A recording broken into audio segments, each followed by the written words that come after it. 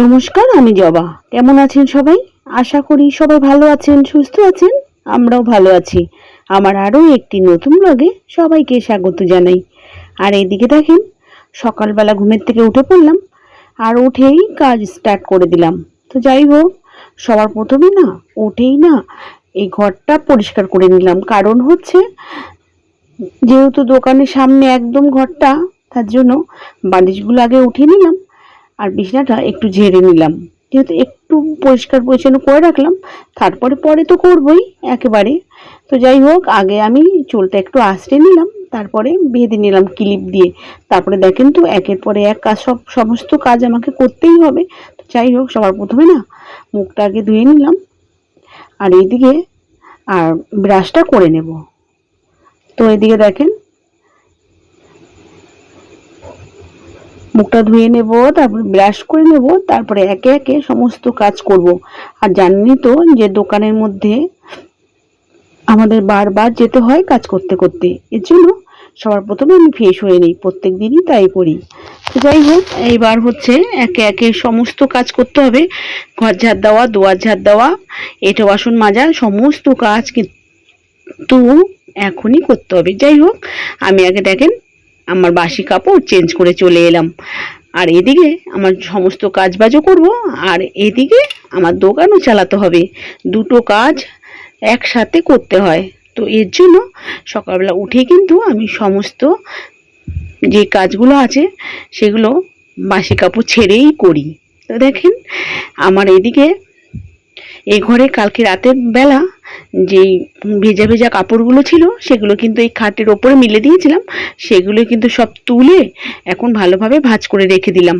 আর জানেন তো, এই 3 পেয়ের জিনিসপত্র রাখতে রাখতে আর জায়গাই নেই। তাই জন্য না এই খাটের ওপরে কতগুলো ভাঁজ করা জামা কাপড়, আর ও ঘরের মধ্যে না চেয়ারের মধ্যে কতগুলো জামা কাপড় রেখে দিয়েছি ভাঁজ করে করে। কি করব বলেন, একটা শোকেস আর একটা আলমারি সব ভর্তি হয়ে গেছে। তো আর কিছু এখন হচ্ছে কেনার সামর্থ্যও নেই, আর যে কিনে যে রাখবো সেই জায়গাটাও নেই। তার জন্য কেনাও হয় না। আর এদিকে যাই হোক, আস্তে আস্তে সব কিছুই হবে, তাই না বলেন? যাই হোক, এই যেই নতুন নতুন জামা কাপড়গুলো সেগুলো তো সব আলমারিতে টাংকে ভরে রেখে দিয়েছি। আর এখন টাং বলে তো কিছুই নেই। টাং একটা ছিল, সেটাকে বিক্রি করে দিয়েছি। কি বলেন তো, অনেক দিনের পুরানো হয়ে গেছে তো, আর একটু জং পড়ে গেছিলো, তাই জন্য আমি দিয়ে দিয়েছি। যে পাড়ায় যারা আসে না সব পুরানো জিনিস কেনাকাটা করতে, তাদেরকেই। তো যাই হোক, আপনাদের সাথে কথা বলতে বলতে দেখেন এই টেবিলটা একদম অগোছালো ছিল।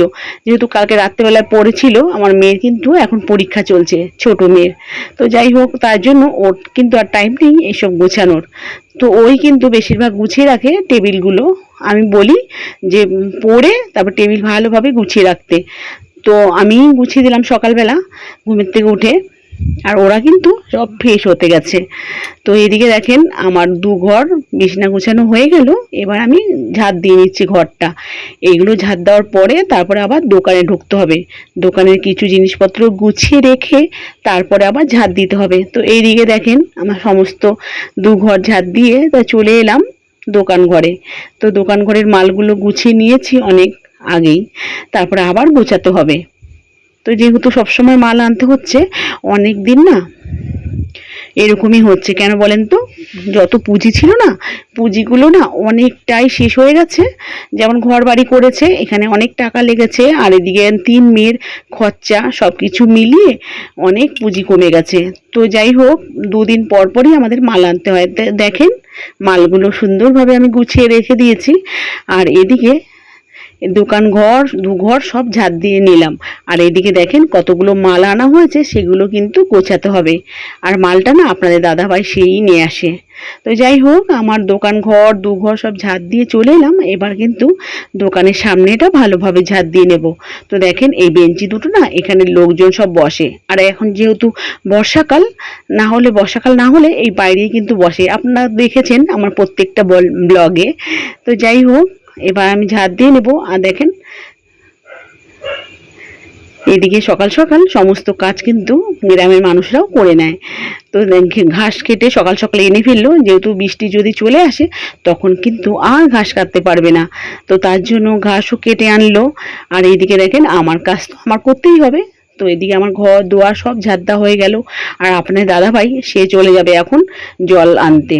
তো জলের ড্যামগুলো সব বের করে নিচ্ছে, এখনই গাড়ি বের করে জল আনতে চলে যাবে। আর এদিকে দেখেন কালকের যে ভেজা জামা কাপড়গুলো আমি বাইরে মিলেছিলাম, সেগুলো এই বাইরের একটা তারেই মিলে রেখেছিলাম, সেখান থেকে নিয়ে আবার রোদে দিচ্ছি, যেহেতু একটু রোদ উঠেছে হালকা হালকা, তো তার জন্য দিয়ে দিলাম আর শুকিয়ে যাবে।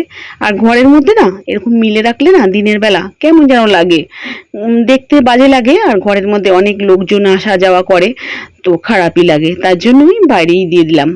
আর রাতের বেলা যখন ঘুমানোর সময় তখন কিন্তু আমি ওই খাটের স্ট্যান্ডে মিলে দিই। তো যাই হোক রান্নাঘরে চলে এলাম। আর রান্নাঘরটা না রাতের বেলা পরিষ্কার করেই রেখেছিলাম, তবুও একটা ভেজা ন্যাকড়া দিয়ে সমস্ত কিছু মুছে নিলাম। মুছে এদিকে দেখেন একদিকে কড়াই বসিয়ে দিলাম, আর এদিকে মাছটা ভেজে নেবো। আর এদিকে কি বলেন তো, যেহেতু চা খাওয়া হয়নি একটু চাও খেয়ে নেই। তো এদিকে একদিকে আমি এই মাছ রান্না করে নেবো, আর একদিকে আমি ভাত বসিয়ে দেবো, তো একই সাথে সব কিছু হয়ে যাবে। তো দেখেন এদিকে মাছটা ভাজতে ভাজতে চাটাও খেয়ে নেই। কি বলেন তো, সকাল থেকে তো একটুও মানে কিচ্ছু খাওয়া হয়নি, মুখ ধুয়েছি, মুখ ধুয়েই কাজ স্টার্ট হয়ে গেছে। তো একটু চা না খেলে অসুবিধা হয়ে যায়। তো গ্যাসের ট্যাবলেটটা আর জল আগেই খেয়ে নিয়েছি, তো এখন আমি চাটা খাচ্ছি।